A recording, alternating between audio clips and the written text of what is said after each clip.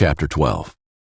6 days before the Passover, Jesus came to Bethany, where Lazarus was, the one Jesus had raised from the dead. So they gave a dinner for him there.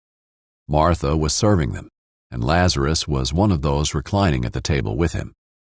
Then Mary took a pound of perfume, pure and expensive nard, anointed Jesus' feet, and wiped his feet with her hair. So the house was filled with the fragrance of the perfume. Then one of his disciples, Judas Iscariot, who was about to betray him, said, "Why wasn't this perfume sold for 300 denarii and given to the poor?" He didn't say this because he cared about the poor, but because he was a thief. He was in charge of the money bag and would steal part of what was put in it. Jesus answered, "Leave her alone. She has kept it for the day of my burial. For you always have the poor with you, but you do not always have me." Then a large crowd of the Jews learned he was there. They came not only because of Jesus, but also to see Lazarus, the one he had raised from the dead. But the chief priests had decided to kill Lazarus also, because he was the reason many of the Jews were deserting them and believing in Jesus. The next day, when the large crowd that had come to the festival heard that Jesus was coming to Jerusalem, they took palm branches and went out to meet him. They kept shouting, "Hosanna! Blessed is he who comes in the name of the Lord, the King of Israel." Jesus found a young donkey and sat on it, just as it is written, "Do not be afraid, daughter Zion. Look, your king is coming, sitting on a donkey's colt." His disciples did not understand these things at first. However, when Jesus was glorified, then they remembered that these things had been written about him, and that they had done these things to him. Meanwhile, the crowd, which had been with him when he called Lazarus out of the tomb and raised him from the dead, continued to testify. This is also why the crowd met him, because they heard he had done this sign.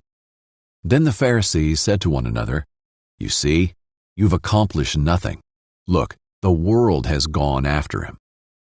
Now some Greeks were among those who went up to worship at the festival. So they came to Philip, who was from Bethsaida in Galilee, and requested of him, "Sir, we want to see Jesus."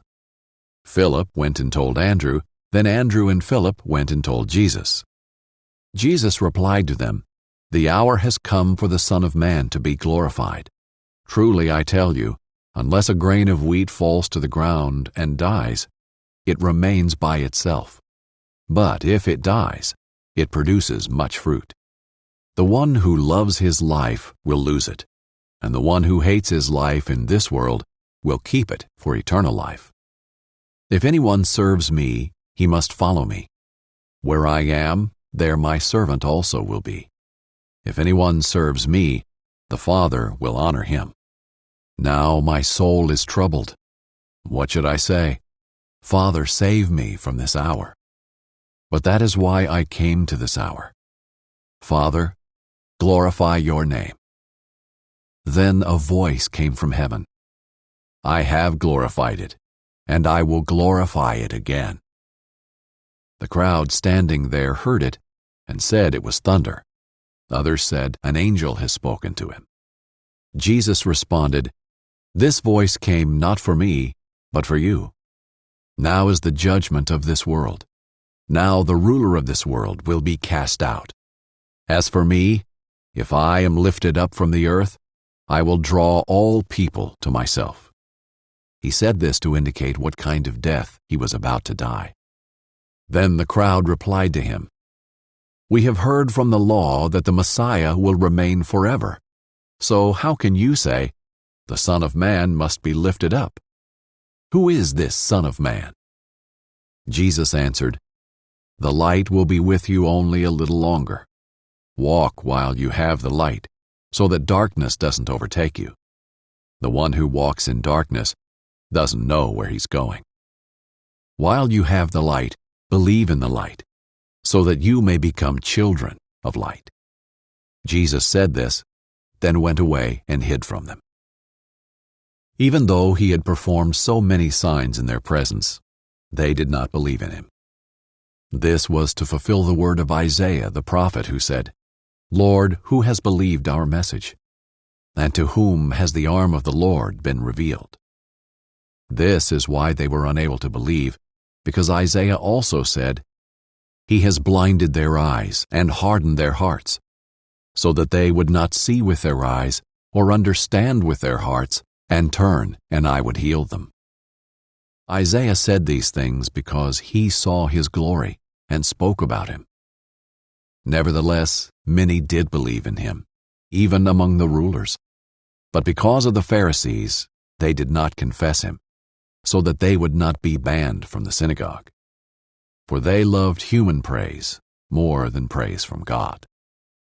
Jesus cried out, The one who believes in me believes not in me, but in him who sent me.